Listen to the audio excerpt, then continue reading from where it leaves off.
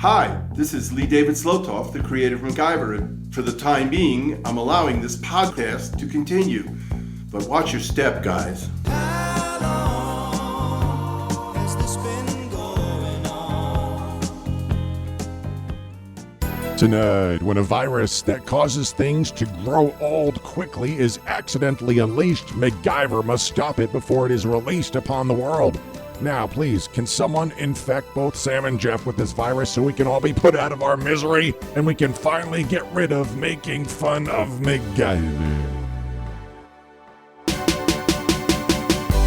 It's Making Fun of MacGyver, a rib-tickling takedown of our favorite 80s adventure show, Spencer for Hire. No, it's MacGyver, starring Sam Jordan as the skeptic and Jeffrey Hess as the scientist. Name's MacGyver.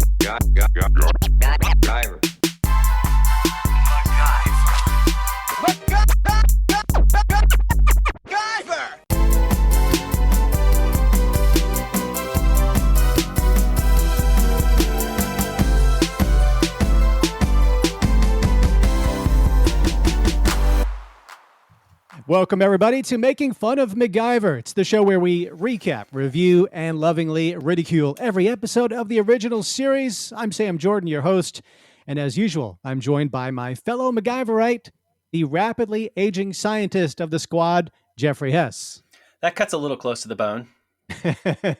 Rapidly aging? I'm aging at the same pace as everybody else.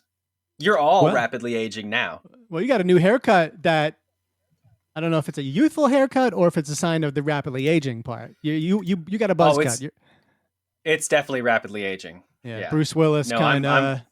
Yeah. Oh, I like that comparison. I'll take that one. When I have longer hair, people say I look like Steve Carell from The Office. Hey, my tantalizingly taut sidekick, I have a question for you. Are you prepared to see more women aging poorly than a week's worth of Real Housewives episodes? I don't think so. That's a lot of poor aging. Interesting. Everyone almost always says, yes, I am ready for this, but you're not. So what do we need to do now? Just like, do I need to convince you that we should go forward with the show or? Yeah. Give me one good reason why we should finish this.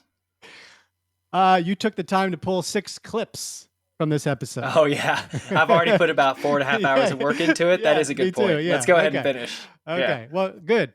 Cause listeners out there breathing a sigh of relief that we didn't just start to thank our patrons right there and end it. Good, because we're moments away from Making Fun of MacGyver. It's our 74th episode. It's the 55th episode of MacGyver. We've rated, and tonight we're talking about MacGyver Season 3, Episode 11, Kill Zone. Killing me softly with this song, killing me softly. But first, it's our what opening. A great song. That is a good song. And I went... That's one I want to sing. Is that doesn't hit number 1 in the MacGyver run, does it? That was in about the 15 70s. years after now the fact. Wait, you're not thinking that's the Fugees right there. That's the original by Roberta Flack in the 70s. I didn't catch it. No, I didn't realize that was a cover. Of course. Roberta Flack in the 70s, early 70s, slow song, and then the Fugees and Lauryn Hill there sped it up with a little bit of a beat, but yeah. Opening Gambit time, couple of new followers on Facebook that we would like to thank for doing that. Lad Hammer from Birmingham, Alabama. Alabama, I'm saying. Lad Hammer, Laddhammer. Lad Hammer from Birmingham, Alabama. Is liking us on Facebook. Thank you, Lad. Did you know, guys, Jeff, did you know that Carl Lewis, the famous track and field athlete, won 9 Olympic gold medals in the 80s and 90s? He was born in Birmingham, Alabama. I did not know that. Yeah. Frank DiPietro of Deptford, New Jersey. Now, Deptford, New Jersey, I'm familiar with Jersey a little bit. I had to struggle to find someone who was, a star that was born there, but we have someone, Patti Smith, born 1946, kind of a punk rock singer, songwriter, musician, called the Punk Poet Laureate. Smith fused rock and poetry in her work. Her most widely known song is Because the Night. It was co-written by Bruce Springsteen, reached number 13 on the Billboard Hot 100. Because the night belongs to lovers. Nice. So written by Bruce Springsteen. Guess who I saw perform that song last week? Bruce Springsteen? Bruce Springsteen. Saw Bruce at the Orlando. You went and saw him live? Is that your first saw him time at at a Boss concert? Third time. Third time. I would have been really surprised if it was your first Springsteen concert. Yeah, I'm a fan. I'm not a diehard, but once, yeah, the band is amazing. The full E Street Band and him is just like really one of the best live things I've ever seen. So saw him at the Amway Arena in Orlando. Real good time. And he did that song. And he's a great songwriter and legendary rocker. He's out there touring. So Yeah, because the night belongs to lovers. not bad. How close That's am I? Not bad. Yeah, it's not bad. All right. And one more new follower on Facebook, Freitas Johnny Goncalves. Named in parentheses Rocker Welcome Man. aboard. He's from Madeira Beach, Florida.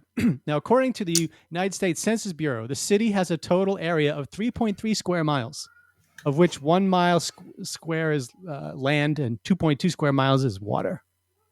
It's like a 1 square mile island? I thought I had heard of Madeira Beach, but if it's only 3 square miles, you would think I had not heard of Madeira Beach. Over in Pinellas. Now, there is a Madeira, California, County. which is about 20 minutes north of Fresno. No, this No is relation, Florida. I don't think. This is on the Gulf side of Florida. So no famous people have been born there. Freitas Johnny Goncalves. You might be the most famous person from Madeira Beach. You know what? Yeah, you are. Let's just say he is. Freitas, congrats. Oh, man. This would be... So it's just outside of Tampa on the Gulf side on like a... What do they call that? Like, it's not the intercoastal because it's not on that side, but it's on one of those things where there's like Gulf, strip of land, water, and then big land. There's like nothing to this place. Yeah, good luck. Stay safe next storm. So thank you guys and welcome to the show and the community. We hope you enjoy our brand of Mac-centric shenanigans. Hey, if you listen to the show, but if you don't follow us on Facebook or YouTube or Twitter, you're missing out on some more entertainment. Just search Making Fun of MacGyver on those platforms and you can like or follow or subscribe to us. And the skies will open up and Swiss Army knife raindrops will splash down sexily onto your body for years to come. Is that hyperbole or is that about accurate? The internet's forever. So, yes, it's going to rain down on all of humanity as far as time can see. And if you'd like to put something in the tip jar to help us cover the hosting, production, and promotion costs for the show and get the sweet perks that come with it, go to patreon.com/makingfunofmacgyver. There are 3 tiers to choose from. They all come with perks. You got the paper clip. That's $5 a month. It gets you a shout out at the end of each episode, whether it's for you or your business, and your very own Making Fun of MacGyver show liner. You'll hear those at the beginning of our show sometimes where you pretend our show is like amazing and we produce that little audio clip and we occasionally play it on the show. The duct tape tier, that's $10 a month. You get everything in the paperclip tier as well as a bonus episode each month where we talk behind the scenes stuff about the show, movies, music, comedy, Jeff's kids, my love life, not much to talk about there. And we send that episode to you directly via email. And then if you really want to live like Mac, take it to that Swiss Army knife level for $15 a month. And again, you can cancel any of these at any time. And if you just do 1 month at the Swiss Army knife level, here's what you get. You get all the aforementioned perks I said. Plus, you get to guest host with us once per MacGyver season. And you get to join with us for our monthly video hangout sessions where we get on video chat, do like a Zoom, Skype session for 30 minutes, 60 minutes, shoot the breeze. And you get to give us your input on the show and how we can possibly improve it. Plus, all 3 tiers get the occasionally amazing surprise perk. So that's patreon.com/makingfunofmacgyver for all the details. Jeff, you ready for some viewer mail? Never been readier.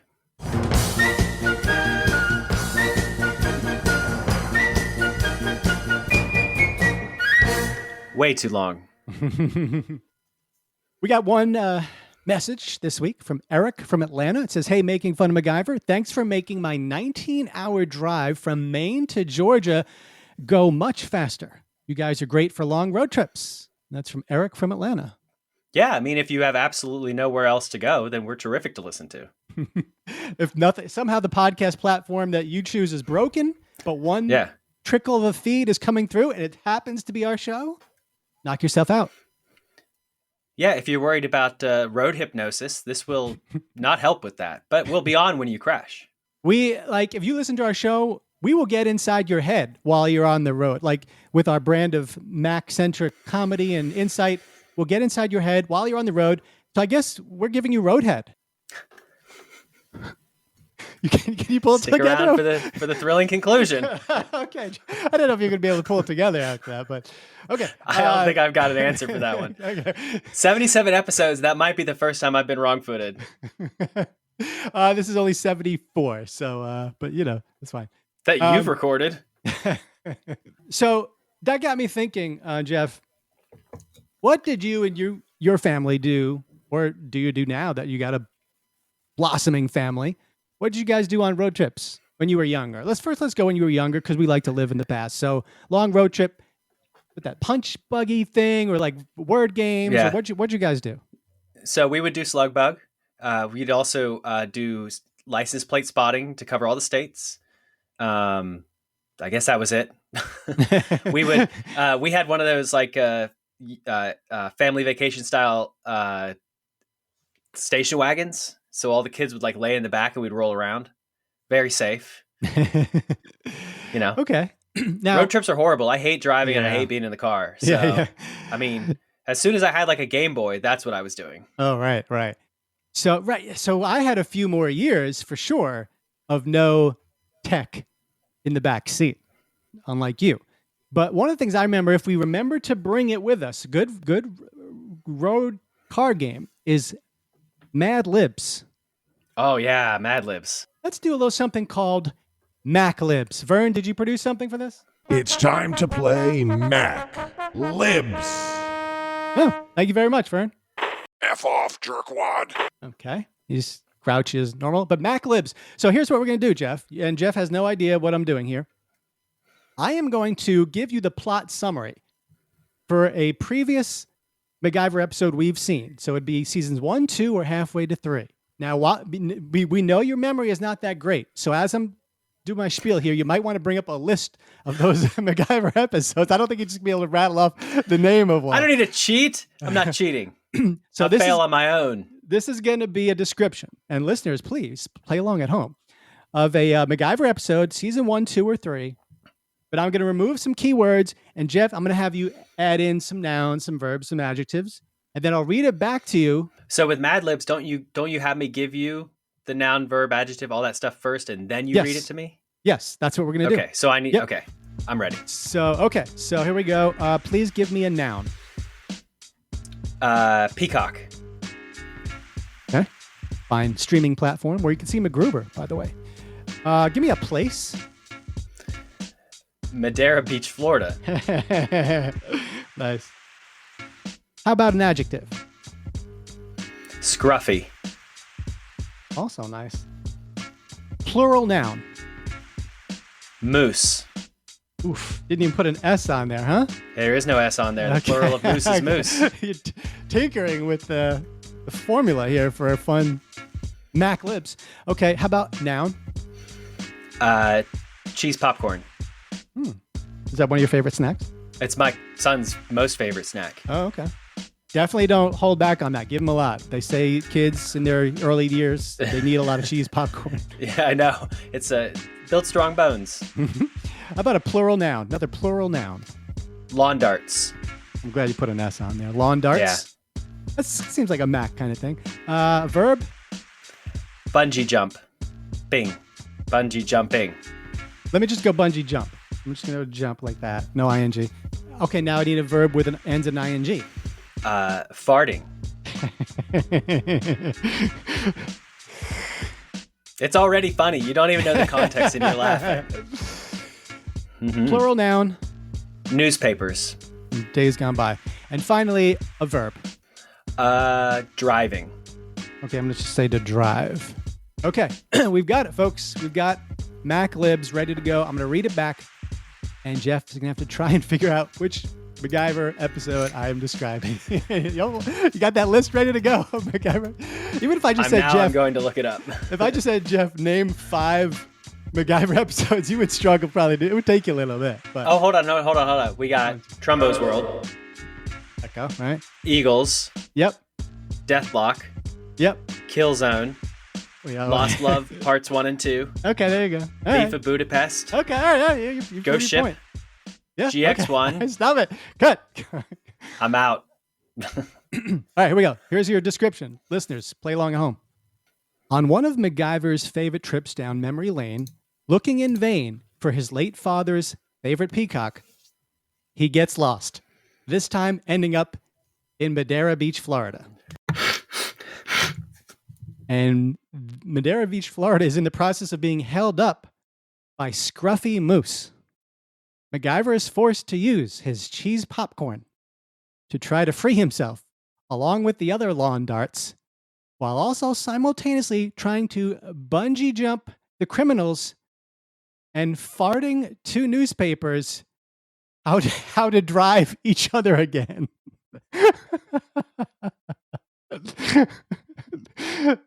See if I can do it a little quicker.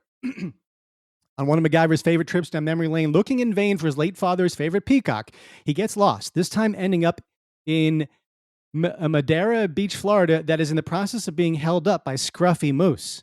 MacGyver is forced to use his cheese popcorn to try to free himself along with the other lawn darts, while also simultaneously trying to bungee jump the criminals and farting to newspapers how to drive each other again.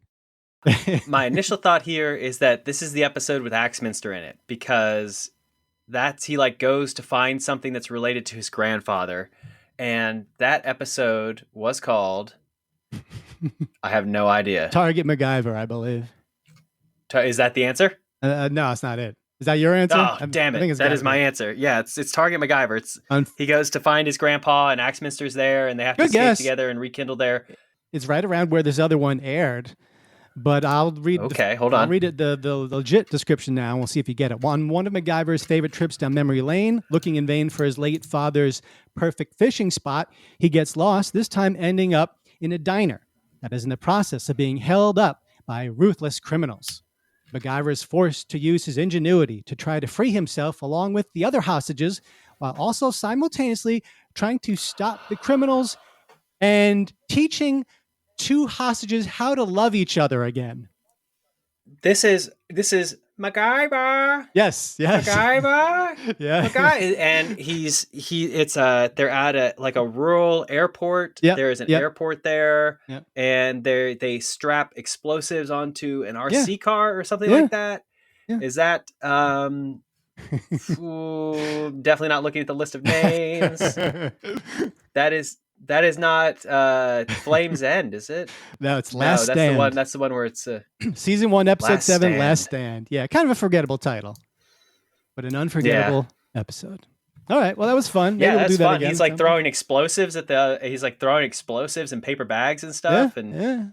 Jackie Earle Haley is in it. Buddy's yelling MacGyver, but they say if you listen close enough near an airport near you, you can still hear Buddy yelling. Yeah. MacGyver. Yeah.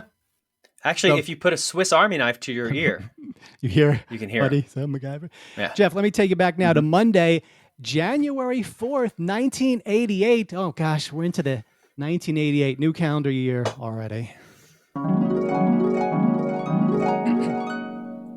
I just get a little sad the closer we get to the 90s. I'm sorry, but the number one movie in the country is Three Men and a Baby with Tom Selleck, Steve Guttenberg, and Ted Danson. Who do you think directed Three Men and a Baby, Jeff? Surprise George name Miller. As the director. George Miller. And then George Miller. Did Mad Max. Yeah, and Babe, Pig in the City.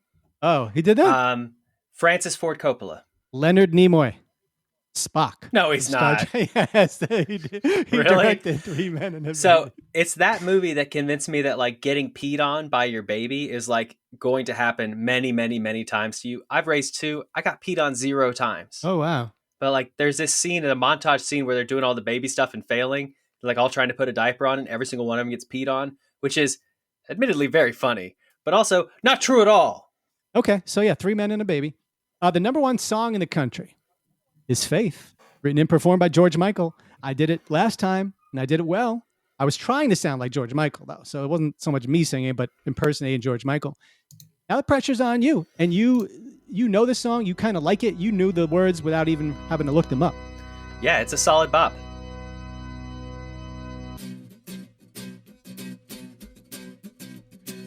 Guess it would be nice if I could touch your body. I know not everybody has got a body like you, but I gotta think twice before I give my heart away. And I know all the games you play, 'cause I played them too. Oh, but I need some time off from that emotion. Time to pick my heart up off the floor. Ooh, when love comes down without devotion, well, it takes a strong man, baby, but I'm showing you the door. 'Cause I gotta have faith, the faith, the faith. I gotta have faith, the faith, the faith. 'Cause I gotta have faith, the faith, the faith. I gotta have faith, faith, faith. Now, you kept it a little low key. I thought you didn't. It's not really a blow you out. No, you're right. You're right. It's not a power ballad. But I thought I was going to feel something in my loins, and I didn't feel anything. I felt something in my rectum, but that might be from lunch. Okay. Well, we'll see. I guess at the end of the season, we'll see what the people thought. Who did a better job there? But I like my version there. I am the people's champion. Okay. So we're all set there. You got the flashbacks, everything's set. The ground is laid. We've played your Mac Libs. By the way, it was almost was the name of our podcast, by the way, Mac Libs, but we went with making fun of MacGyver at the last second. Yeah, Mac Libs sounded too political. Yeah. So it's Monday, January 4th, 1988, and on 8 o'clock that night on ABC. It's MacGyver Season 3, Episode 11, Killzone. Killing me softly with his song, killing me softly. And now I hand over the reins of the show to the next level of MacGyver narrators, the gentleman, Jeffrey Hess. We open with some really sweet helicopter action. Mac's flying around. Everyone's in like these biocontainment suits. He's got this all-white suit on. They're flying through a canyon low over a river. And I think they actually have their own footage this time. Satellite re-entry zone should be about 5 minutes ahead, MacGyver. Roger.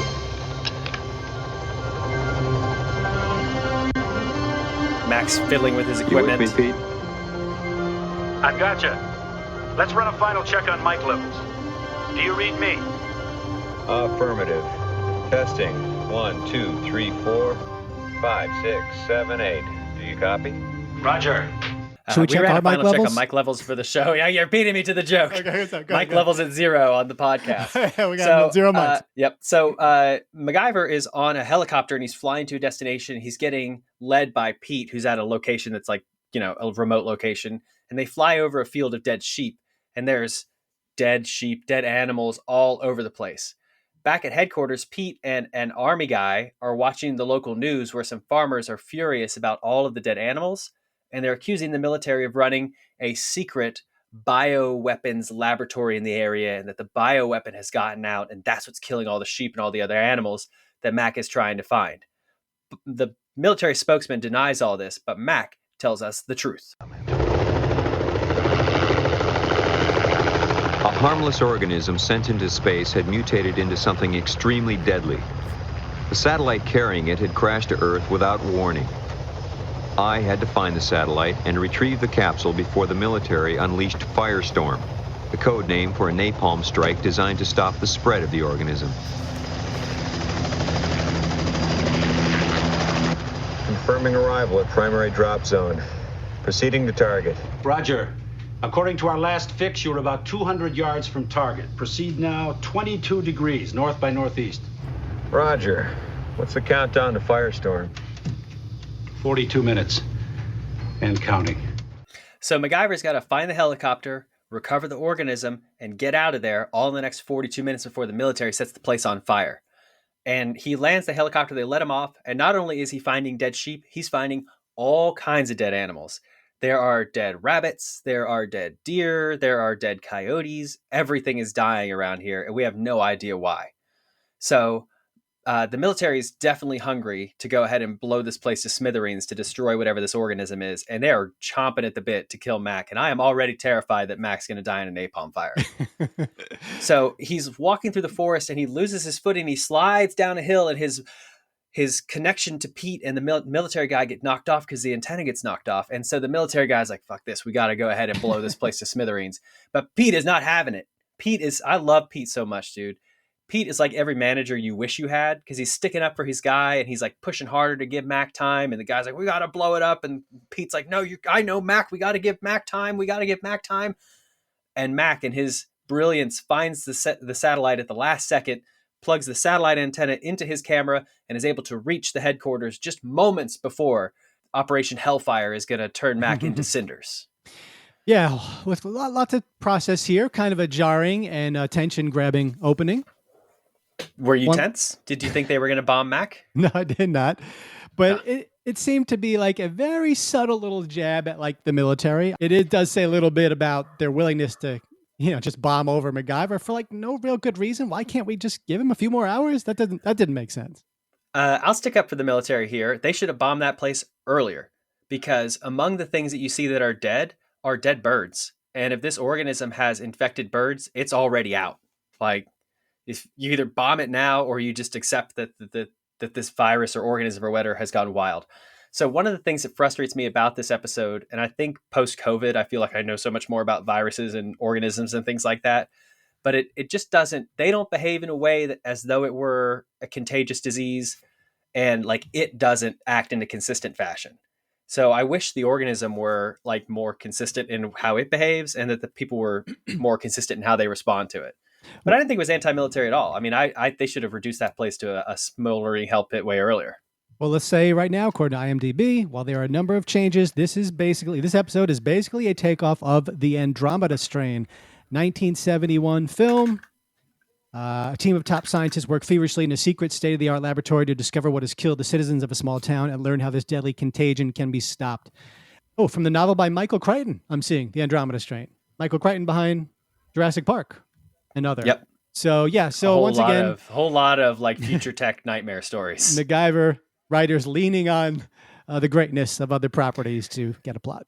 So I've never seen Andromeda Strain either, but I've heard about it because it's got a terrific title. It's the kind of title you remember. Yeah. So they call off the attack, and that's the end of the first Axminster.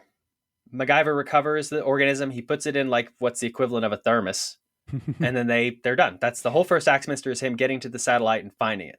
One benefit. That's the end of Axminster 1. If we're nothing if not a positive podcast, one glass half full moment. All those dead sheep. Going to be a lot of quality sweaters at low cost. Probably Walmart will be able to make some great like pullover sweaters and sweatshirts with that wool from all those dead sheep. It might be the thing that propels this small town into the stratosphere. Yeah, they might go into the black now, right? Yeah, because they can churn out lots of low cost wool products. Yeah. I would do it. I would let the organism out just for the capitalism benefits. Did it all for the woolly. So we begin Axminster 2. Axminster 1 ends with him ordering the attack.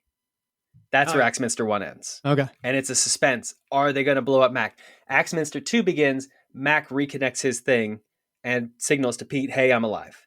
And they call the attack off. So I got that a little bit off. Mac puts the organism in a thermos, and they cut to the Phoenix Biolab Research Lab West, which is 6 stories underground. And Pete goes looking around the lab for a doctor named Sandra, and Pete is furious at this doctor because she has done this before. She put this organism on this helicopter in secret and has previously smuggled her cutting edge and somewhat illicit experiments out of her laboratory before. But as usual, Dr. Milhouse knows best, right? The same stunt you pulled with that Dutch elm tree disease 2 years ago. Haven't you learned anything since then? Yes. I've learned that progress will not wait for a bunch of bureaucrats to get off their duffs to make a decision. Yeah, well, because progress can't wait, we are faced with a potential disaster here. Pete, listen to me. If you push the panic button too soon, we're not going to learn anything from this. Look, don't talk to me about panic. This has gone as far as I can let it go. I'm sorry, Sandra, but you can't be trusted. You are not a responsible scientist. How did I know the damn thing was going to fall out of orbit? I didn't Nobody see knows it again. that. They fall. That is why I've been monitoring growth data on the telemetry gear. And Pete, the information I'm receiving is fantastic. We have got to see this thing through. Please don't let them panic. You don't even hear me, do you? Sandra, it's over. It stops right here. Man, such a great Pete episode. This evil scientist is terrific. She's fantastic through the whole episode. She's intimidating. She's terrifying. She's relentless. And if I ever had, it's a shame he's dead, but if I ever had to get like hard but straightforward life advice, I would want it to come from Pete. Dana Elcar, yeah. So the Dr. Sandra Milhouse, played by Judith Chapman, who definitely had a familiar look to me, but I did not research her until just now. Wow. You go to Judith Chapman's IMDb page, the first thing that pops up with her picture is the trailer for that Williams Sisters movie from a couple of years ago with Will Smith. So apparently she was in that. Born King Richard? Yeah. Born November 15, 1951. So what, 72, 73? Still very much working. King Richard. Still working. Oh, wow. Yeah. How about this for an IMDb resume? Days of Our Lives from 1989 to 2019. What's that, 20 or 30? She did a 20-year run on a soap opera? That's 30. That's a 30-year run. Do you have any idea what their production schedules are like? But hold on. She did 107 episodes on Days of Our Lives. And then on The Young and the Restless, she was on from 2005 to 23. So she's still on The Young and the Restless. She's done 859 episodes of The Young and the Restless, 107 of Days of Our Lives. Oh my God. Oh my gosh. She's got more credits than James Hong. 3 episodes of Murder, She Wrote. More than James Hong. Silk Stockings, Days of Our Lives, The Young and the Restless for 30 years, and then King Richard 2 years ago as Nancy Reagan. She played Nancy Reagan, former First Lady. Whoa. Wow. Interesting. Good for you. Good for her. Yeah, good for you. Yeah, that's a good career. Judith Chapman. And she's terrific in this. And I have here in my notes, she's really horny for science. It's my kind of gal. So Mac arrives with the container and they transport him and the container and everything, and they put him in a decontamination unit that like zaps off the top layer of his skin. So he looks really ashy when he's done. Very cool stuff. I had a question about this. And Mac, did they go to this like blue light, dark thing, and he's got the thing over his eyes? But was that in a previous like first season episode? Because we've been seeing that in the trailer, in the opening credits for years, haven't we? Or no? Or am I saying? You know what I'm talking about? He does go in the first season. He does go into a room that's just like that. Because I remember feeling like, I remember talking about how it's like Quantum Leap. Yeah, same kind of thing. In the opening credits, I thought going all the way back to season 1, but it's all blurring together. You see Mac in a dark blue room with things over his eyes and flashes. But this looked just like that, but it couldn't have been, right? Because we've seen that in the credits previously. Right.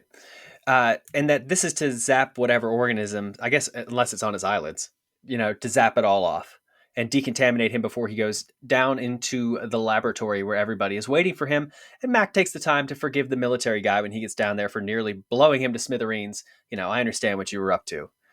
So they're in the laboratory investigating this organism now, which they've put in a special containment unit so they can look at it. And the scientist says that zero gravity has allowed it to mutate rapidly until it's completely unrecognizable, and it's an entirely new form of life that they're dealing with. The doctor brings in a test rat that they're going to see if it still kills, and this really pisses Mac off for some reason. He's like, I've seen enough dead animals. He doesn't want this one killed. So on this one instance, she listens to him, and they decide not to kill the poor rat with the organism. So they get some more information about it, and they find out that what is happening is the animals are dying of old age. So they get this organism gets in them, and then they age rapidly, and then they just die. And the scientist is thrilled. Everything's new here. DNA structure has changed. And whatever it is, it's getting stronger. Oh, what do you mean, stronger? This is so far away from the organism I sent up, we could be dealing with an entirely new form of life here. I just got the pathologist report on those dead sheep. And? Arterial blockage, brain malfunction, rapid and sudden muscle deterioration. My God. Well, what does that mean? They died of old age. Washington wants to discuss its disposition. Oh, great. I guess this means we run scared and kill it before we have a chance to understand what it means. Come on, Sandra. This bug has already shown us what it can do. Pete, don't you understand the potential of what we've got here? Think about it. 4 crops a year instead of 2. Livestock that matures 3 times as fast. Shorter gestation periods. The potentials are endless. So are the risks. What if that thing had dropped on a city? It didn't. Pete, what are you going to tell them? The truth. So, yeah, I mean, she's thrilled. Like, the death organism has fallen to Earth, and she could not be more excited. She sees this as the culmination of her career, as we're about to find out as Mac goes to visit her in her lab, and she explains herself. What is she doing? Why is she trying to do this? I've also seen what an out-of-control experiment can do. Those animals this morning, 900 sheep. What about the millions of people who starved to death in Africa last year? What about them? That is not a rational argument for what we're dealing with here. Yes, it is. If you'd watched a child starve to death or seen old people living on dog food, you might understand what I'm trying to do here. An end to world hunger. That's it, huh? You know, you're not the only one who wants to see that happen. I'm onto something that can make it happen. So I don't care about right ways or wrong ways. I care about results, and I'm going to keep on caring until I have my answers. Yes, I'm sure you will. But this isn't the way. Well, the decision's been made.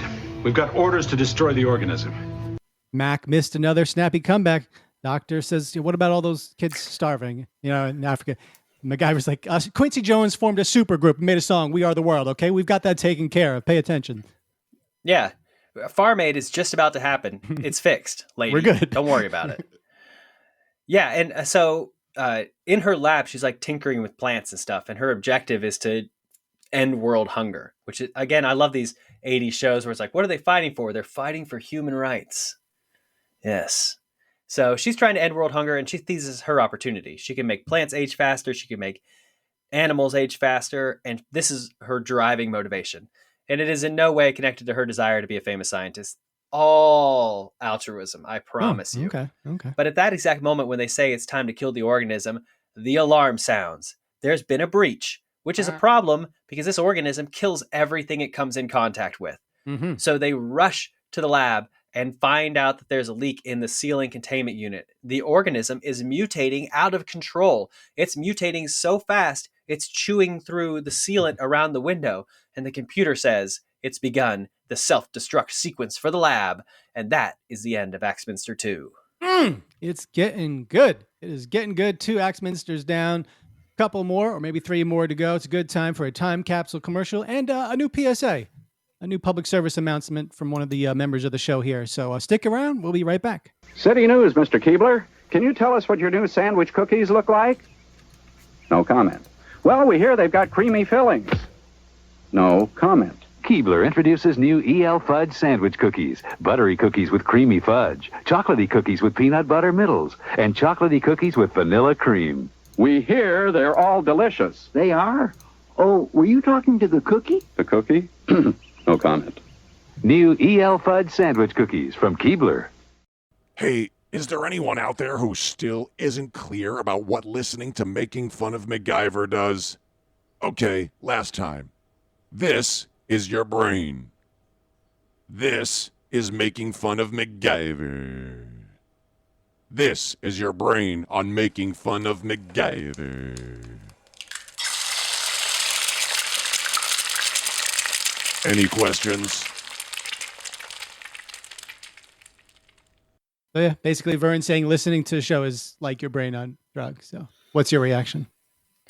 I mean, I can tell you I know what my brain on drugs feels like, and this show is a lot like that. Okay. Can confirm. It's I don't know. We got to delve further into the Vern Sanderson thing because I know he's not happy being our show announcer, but he's part of the show, and I don't know. I didn't know he's going to be cutting PSAs that are going to run in our show that are kind of putting down our show. We put a lot of time and effort into this, and he's the announcer, and he's then cutting these commercials that like make fun of us. Yeah, it seems like he acts like we need him. Really kind of rolls in just whenever he wants and like doesn't punch the time clock, you know. All right, well, that's very Kyrie Irving of him. Won't get vaccinated. Jeff loves his current sports analogies. I know. Right. A reference that won't make sense in like 6 weeks. Yeah. All right, let's see if Mac can get out of this pickle. So the computer says it has begun its self-destruct sequence and the time is counting down. Now, it gives them a whole lot of time, which is interesting considering it's like a virus that could kill everything or an organism. They never say it's a virus. So the computer's threatening to liquidate everybody, and Mac is like, hold on, I got an idea. And he runs and he gets a Bunsen burner on a long hose and he comes over there and he starts burning at the hole where this fluid is leaking out. Do you think that was fluid from the organism?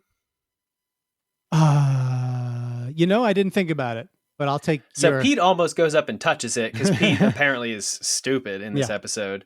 But Mac's like, don't touch it. But I could never figure out, is it like airborne? Mm-hmm. Is it transferred by touch? Like, how is this organism getting around? Anyway, there's some like liquid seeping through the containment chamber, and Mac starts burning it, and he hands it to someone. Like, he's like, keep burning this, keep burning it. And he runs over to the refrigerator, starts taking the refrigerator apart. And to our great fortune, Pete takes the time to explain what's going on, which I like is one of few times where someone's like explaining the MacGyverism he's about to do.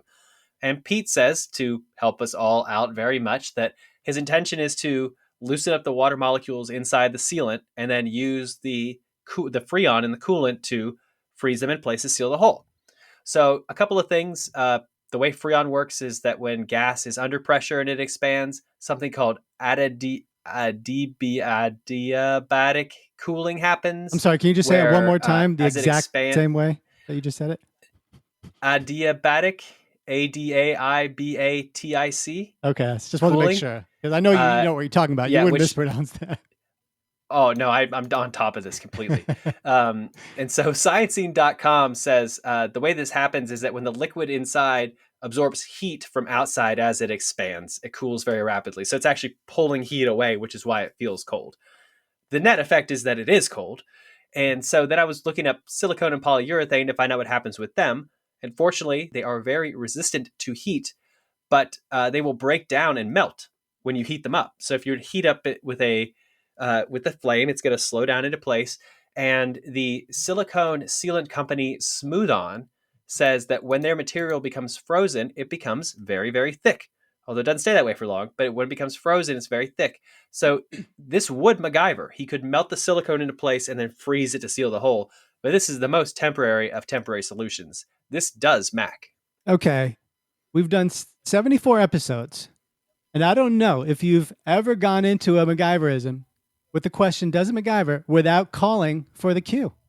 I didn't know if you were explaining that or not, but you did not ask for the cue. You know what the cue sounds like? It sounds like this. Does it MacGyver? So, and then MacGyver's got to fix this leaking sealant. And Sam? Does it MacGyver? Yes. Okay. All right. Listeners out there, discombobulate. Wait a second. Jeff is explaining something, but he didn't ask if this MacGyvers. So I don't know what's happening here. I thought you were going to talk about, for a science-based episode, the complete lack. Oh, true. Like, this feels totally shoehorned in. Yeah. Very poor biocontainment lab if it's this easily defeated like multiple times. Right. But at this point, Pete is saying this thing has got to be killed. It's going to eat the glass. It's mutating so fast they can barely contain it. Like, clearly it's got to be killed. And I think Pete is right here. Do you think Pete's finally right here? They finally got to get rid of this thing. Definitely. Yeah. Remove the blow rat. This thing up. Take the rat out of its apparent, There's actually more than one rat. Do you know what their names are? They say it in the show? Stubbins and Marlowe. Okay. No. I the only two people who remember that those characters are us. I think we might have missed that last week. Yeah, you know what? Just like blow it up. And the rat, I'm just thinking about the rat there. Like, what do you think that rat is thinking in there? The rat's got to be thinking, like, despite all his rage, that is still just a rat in a cage. Yeah, he is. It's possible this is the episode where Smashing Pumpkins got the idea for that song from. Ooh. Yeah, that's a rat in a cage. Watching this. Yeah. Yep.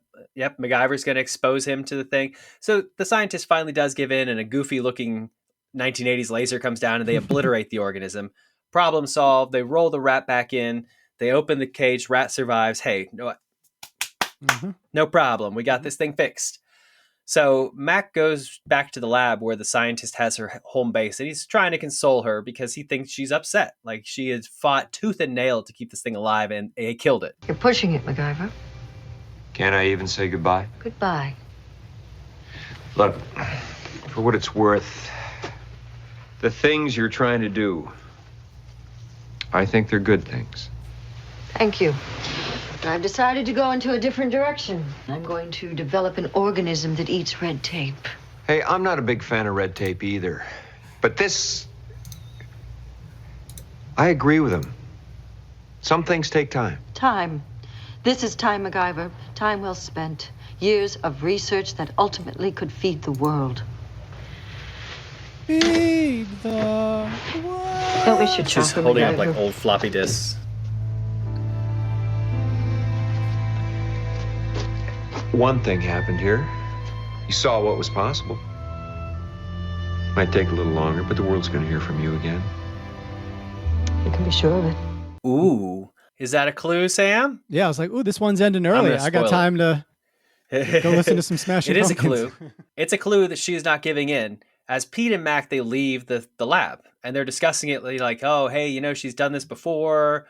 Pete's like, oh, yeah, she snuck out the thing in the dog or whatever. And Mac's like, I'm surprised she gave up. And that's when it dawns on him, oh, holy crap, she gave up way too easy. So he goes rushing down back into the laboratory where he finds the scientist gloating over the fact, like she's supervillain monologuing over how awesome it is that she saved this little bit of organism. And that's when her dog jumps up and knocks the petri dish out of her hand and it shatters on the floor. Ace. And that's the end of Axminster 3. Yeah, and that's why I don't have Yeah, a dog. he ain't no right Ace. There. No. That's the reason. Wait.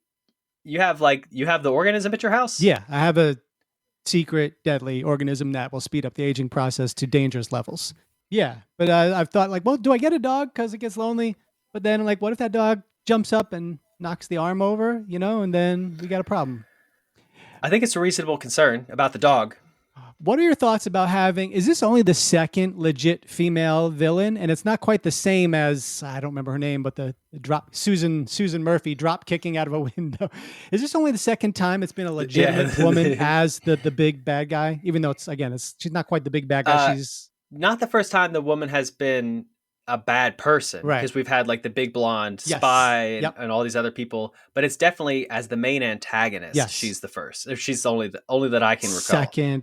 Second or third, yeah. Yeah. She's the villain of the episode. Yeah. And the episode you're talking about, I do remember because it's my favorite from that season, is Phoenix Under Siege. Yes, Phoenix Under Siege. You're going to see Gretzky play with the Oilers, yeah. That's number 7 that I've named in this episode. Okay. And they get to see him play at the end, too. Mm-hmm. So we begin Axminster 4, where this poor dog is dying. So at first she's like, don't come near me, dog. Don't come near me. Then I guess she realizes she's screwed either way. Like the organism's out at this point. And she invites the dog over and she's crying into the dog's fur. And she's saying, please tell me that it doesn't hurt and this and that. And it's all very sad. And Pete now comes down the elevator after Mac and comes up to the glass. And the woman is completely ancient and decrepit. Mm-hmm. She's gone from like a mid 40s ish, scientist lady to like an elderly woman in some of the worst old age makeup you're ever going to see. And then the skin is also like very, very dark gray, kind of like the color that the Hulk was for the first couple of years in comics before they decided to make him green. The Hulk was gray when he came out in the 60s. And this is that same level of dark gray that her skin is for some reason. Not just old, but old and gray. I know we're working on limited budgets here and stuff, but this was not good. No. This is not good makeup. No. It crossed around where it went to be like, you could do more with less. And it was like so much makeup. It was just, it doesn't matter. Wasn't great. But she also notices that the organism is attacking the plants now as well. It's a small detail, like it ruins her whole plan because she's like, oh, I could make all this extra food. Well, no, you can't. It's going to kill the plants too fast. So she begs them to save her work. And Mac goes and runs off and saves the disc and comes running back. And then she dies. And at that moment, the computer comes back again, realizing that there's been a containment breach and is threatening to blow the whole place up. So they run over to the elevator to try and climb it, to try and escape from the bomb explosion. But the elevator is locked. Pete and Mac climb to the top of the elevator, but it's going too slow. It'll only go little bits at a time. And that is the end of Axminster 4. Come on, pins and needles. Please don't make me wait another second. Axminster 5 resumes, and Mac goes over to a nearby panel, and he yanks out a battery that's inside of it. He goes running back to the elevator, climbs back up top, plugs a battery into the motors of the elevator, which takes them all the way to the top of the laboratory. They escape at the very last second as the explosion's coming out. Oh, my God. What a loss. And then they walk away, and that's the end of the show.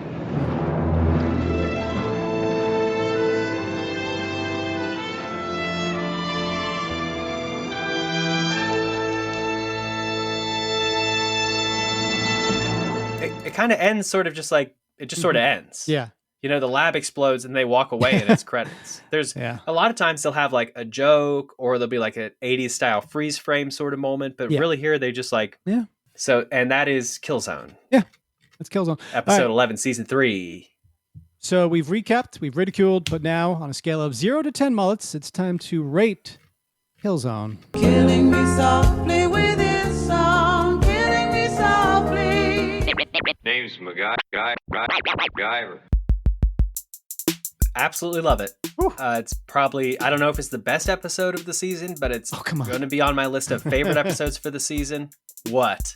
Best episodes of the season? No way. Not even close. I didn't say it was the best episode of the season. Said it was among my favorite episodes of the season. Okay. It has drama. It has tension. It's got a great villain. It's got Mac and Pete going full Mac and Pete-ness. I was not bored at any moment watching this. I thought it moved really great. It's an 8 mullet affair. It's 8 out of 10. I loved it. I thought it was terrific. I like that you like it. That is your third 8 of the season as we continue to monitor the progress of season 3 here, being better than the first 2 significantly. Yeah. But you know what? I can't join you. I can't join you anywhere near it. Now, last episode, I gave Blowout a 7. You gave it a 4. This time you give Killzone an 8. The divide is not going to be as significant, but let me tell you why I'm giving it a 6. I did enjoy it. I do like the premise, and it's just vague. I got vague answers why I don't love it. You know what? No, I will dock it a point. I will dock it a point for mimicking a movie that came out 16 years before. Now, we've seen that before with MacGyver, so, but 1 full point there. I was wavering between a 6 and a 7. It was almost a 7 for me. But I do this thing where I look back at other 7s and do I like it more than these other 7s? And no, I don't. GX1, Jack in the Box, The Widowmaker, 7, DOA MacGyver, Partners, Phoenix Under Siege, I gave a 7, you gave an 8. So I just, whether I've boxed myself into a corner here or whatever, I don't know. But it's an above average episode for me. I like it. It just didn't hit classic or near classic. So I've got 6 mullets out of 10. Well, that's fine. Right. So your 8, my 6, added up, divided by 2, and that gives us... This one's rated 7 out of 10 mullets. So the 7th streak, maybe we got a new 7 streak going back. We have back-to-back 6s, combined 6, and now we're back to 7. And the season 3 average now rises up to 6.3. A 6.3 is the average. Wow. Yeah, that's pretty good. It's like, I don't know what happened between seasons 1 and 2, or between 1, 2, and 3, but like the quality is just, it's like a totally different show at this point. Mm-hmm. Yeah, they've got ratings. They've got a better budget, maybe. And they're stealing from better movies. I don't know, let's crunch the numbers now. Let's count up the MacGyverisms, even though you forgot to have me play the cut. Was it just one? Did he just do one this episode? Just the one. It's just the one, yeah. So he's 1 for 1? He's 1 for 1. He saves them from the leaking organism by freezing it shut with Freon. And again, amazingly, according to my stats, he's missed 2 this season. He's only missed 2, but the last time he missed a MacGyverism in your eyes was Ghost Ship. Episode 4.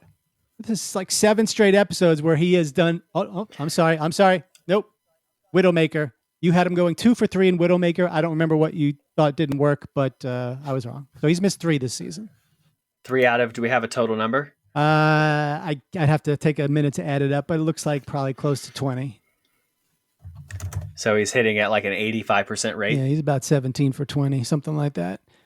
Now, we want to talk about 17 for 20? Bad rates. Let's talk about you guessing how many times someone says MacGyver in an episode.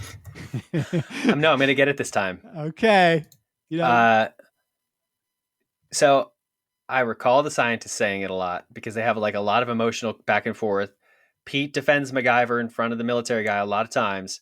18 MacGyvers. Not a terrible guess, but the answer is 23. I'm getting closer. I'm improving. 5 away. He's all happy about it.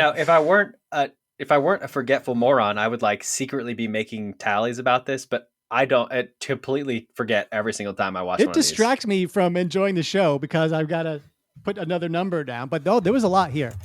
And that brings the season average up to almost 20. Almost 20 times per episode they're saying MacGyver. I love it. But no, I like every 2 minutes, more or less. you could pretty much boil, I don't know, put something in the microwave, right? And if you hear one MacGyver, start it. The next MacGyver, time to take it out and enjoy your snack. From the time I start making cheese popcorn to the time I finish making cheese popcorn, at least one MacGyver has transpired. What was the most make funnable moment? Was it the makeup? Was it the old age makeup? I had a hard time with this because the tone of this episode is very serious. Yeah. There is not... Sometimes they'll break for jokes, or like if Jack's in the episode, he'll do something silly. But there's not a moment in this where it ever is not very serious. So I struggled to think of what would be make funnable from this. Oh, you took the makeup to task. So maybe the bad makeup? Yeah. The bad makeup. Okay, I'll do that. Terrible makeup. Okay. Or just the dog jumping up and that being the... I refuse to criticize the dog. Ace is innocent. Ace did nothing wrong. All right, we'll go Excuse me, Ace just saved humanity, Sam. Oh, true. He gave his life for you and me. Okay. Well, good episode. We both enjoy it. It gets a 7. MacGyver season 3 really turning into a... Oh, doorbell. You want to get it, Jeff? Do you mind getting that door? I'm a little... Okay. Oh, hey, it's Dr. Sandra Milhouse, the obsessed scientist who wouldn't take no for an answer. Wow. We thought you died in the explosion. No, Sonny. Ace shielded me from the blast. That's incredible. Oh, it's so good that he took responsibility for releasing the organism. Wow, he was really the bad guy there. What a noble final act redeemed for your dog. He redeemed himself. Way to go. Yeah. Final act? Oh, no, he's still alive and well, gentlemen. Say hi, Ace. Oh, my gosh. Hi, Ace, this is disgusting. Oh, gosh. What have you been up to? Again, we thought you were dead. Like, this has been decades. Really? No, that persnickety MacGyver left me for dead, and I've got a bone to pick with him. But as you saw, I had rapidly aged to 96 years old. So, that day, it was already 5:07 p.m., and I was ready for bed. I was merely napping as they looked in on me with such fake pity. Then, I awoke the next morning, bright and early at 4:30, covered in rubble and full of questions. Luckily, I had my trusty Ace by my side. But you, hold on. That lab was 6 stories underground when it exploded. You just crawled out? That's right. Ace here would make weekly trips to Denny's for me and bring me back the Early Bird Senior Special. That's 1 slice of meatloaf, mashed potatoes, peas and carrots, all smothered in Denny's classic homemade brown gravy. I would make my poopsie in the carry-out bag, and Ace here, well, he would then dispose of my waste in a nearby trash receptacle. Not gonna lie, that's pretty impressive. That's unbelievable. Jeff, do you remember that little Jessica went down the well? No, it happened in the 80s, so you wouldn't know it, but there was some famous girl got trapped in a well. No, I remember that. Yeah, the little girl in the well. Yeah, it's just an amazing story, Dr. Milhouse. I just can't believe you made it. I mean, this is fascinating. Oh, no. Enough about me, you rapscallions. I have some questions for you. See, I've been away for 35 years. I can only imagine all the scientific advances the world has seen in that time. So please, gentlemen, tell me, when and how did we solve world hunger? I was so close back there in 1988. About that. Oh, boy. So who did it? Which country solved world hunger first? How many lives were saved? Well, I mean, there was this modest proposal to eat the rich, but that got shot down, so... Sadly, Dr. Milhouse... Still kind of working on it. We have not solved world hunger. Oh, heavens, no. But, oh wait, no. Ooh, we created the internet. Oh, that's right. Yeah. We created the internet. Oh, well, what's that?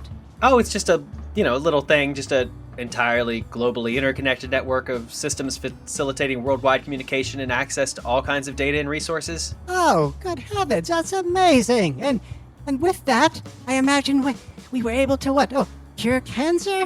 No. Not quite. But we eliminated poverty, perhaps, yes?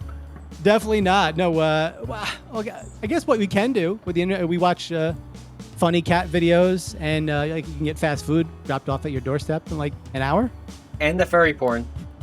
Oh, I see. Come along, Ace. Wait, hey. Hey, where you going? Wait. Dr. Millhouse, We could use your brilliant mind to help solve world hunger. There's more resources now. No, I've seen enough. I'm going back under that rubble. Come on, Ace. Go back to shitting in the old Denny's bag once a week. Oh, that's what she meant by putting the waste back in the bag? That's how I interpreted it. So Ace, like Lassie, goes to the local Denny's, gets the meatloaf. Comes back to the food. Feeds her under the rubble. A day or so later, she poops into the bag. Ace brings it. Oh, okay. Yeah. Any other final thoughts? Plenty of furry porn, though. Furry porn. Any other final thoughts on this episode, Joe?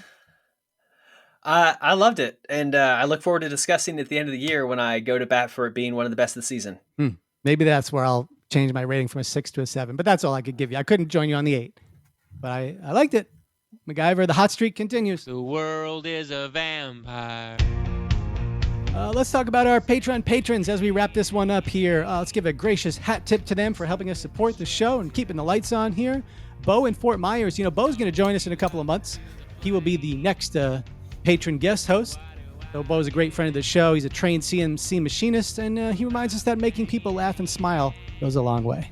As well as Claire in New Jersey, our favorite feminist, first-class female, and unofficial ombudsman of Making Fun of MacGyver. Caesar from Parts Unknown. Caesar, thank you so much for your support, and reach out to us anytime you want to craft that liner, and we can hear your voice. Christian in Norway, he chops wood, he drinks beer, he likes heavy metal, but he's engaged, ladies. Simon in Habbo, Sweden. Simon, you got another mention of your favorite episode here. I'm not going to say it now, but Simon, thank you for your support. He's a truck driver, and you know that episode, number 6 from season 1, I believe. You think that's the best episode of Mac? Oh, Trumbo's World. Yeah, that one. And Sarah in Jacksonville, who's never seen an episode of MacGyver, but is still giving us money, thank you, and has a strong hunch that Claire Fisher's analysis is spot on. Hey, we're always looking for new friends, so please feel free to reach out to us on the social media, Facebook, Twitter. Leave a message on that hotline, which fortunately no one has called in a while because the audio quality is not that great, but it's 904-419-3310. And if you want to throw something in the tip jar and get the perks that come with it, and I'm talking like George Michael and Faith, well then it's patreon.com, making fun of MacGyver. But above all else, keep coming back. We're going to keep making fun of MacGyver. So for Jeff, I'm Sam. Thanks again. See you next time. Peace. Come on. Come on. Come on, Sandra. This bug has already shown us what it can do. Pete, don't you understand the potential of what we've got here? Think about it. 4 crops a year instead of 2. Livestock that matures 3 times as fast. Shorter gestation periods. The potentials are endless. So are the risks.